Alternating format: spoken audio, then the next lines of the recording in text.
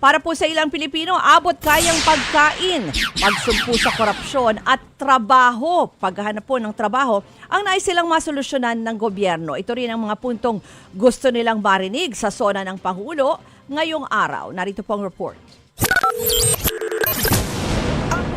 Pagkain. Ito ang nangunang isyu na gustong matugunan ng mga Pilipino sa administrasyon ni Pangulong Bongbong Marcos.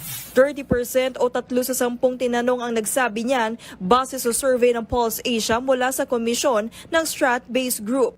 Bagamat nangunguna ito, bumabayan mula sa dating 41% noong March. Tayo naman sa 28% ang pagsugpo sa korupsyon at paggawa ng trabaho at oportunidad.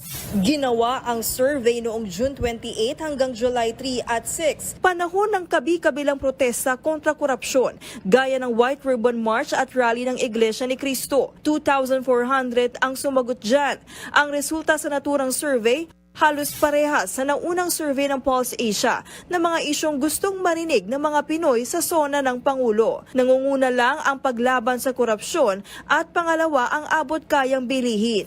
Kung babalikan kasi natin ang nakaraang sona ng Pangulo, tumatak ang pagsiwalat niya sa flood control scandal at ang linyang, "Mahiya naman kayo." Kaya ang tanong ngayon, ano na ba ang naging progreso niyan? Sa ngayon, si Senator Jinggoy Estrada ang pinakamataas na opisyal na naaresto na may kinalaman umano sa bilyong-bilyong flood control scandal. Nahaharap siya sa kasong plunder at graft.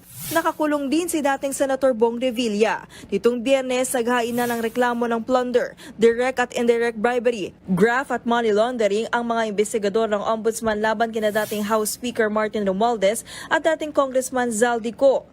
At kahapon, 2 araw bago ang SONA, ay kinasuhan naman ng Ombudsman sina Uswag Ilonggo Party List Representative Jojo Ang at dating Sultan Kudarat 2nd District Representative Arnulfo Go.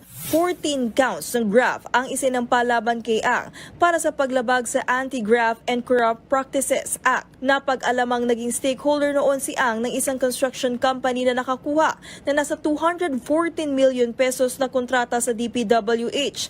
Kinasuhan ng parehong paglabag si Go kaugnay din ng infrastructure project. Pero nang tanungin si PBBM kung kasama ang flood control sa kanyang SONA, naging matipid ang sagot ng Pangulo.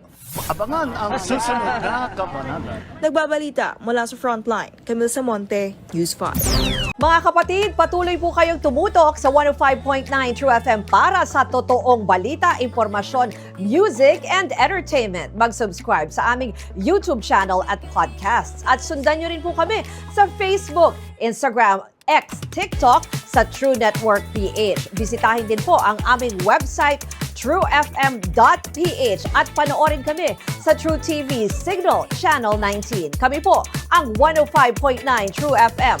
Laging true sa'yo, kapatid. Ito tayo sa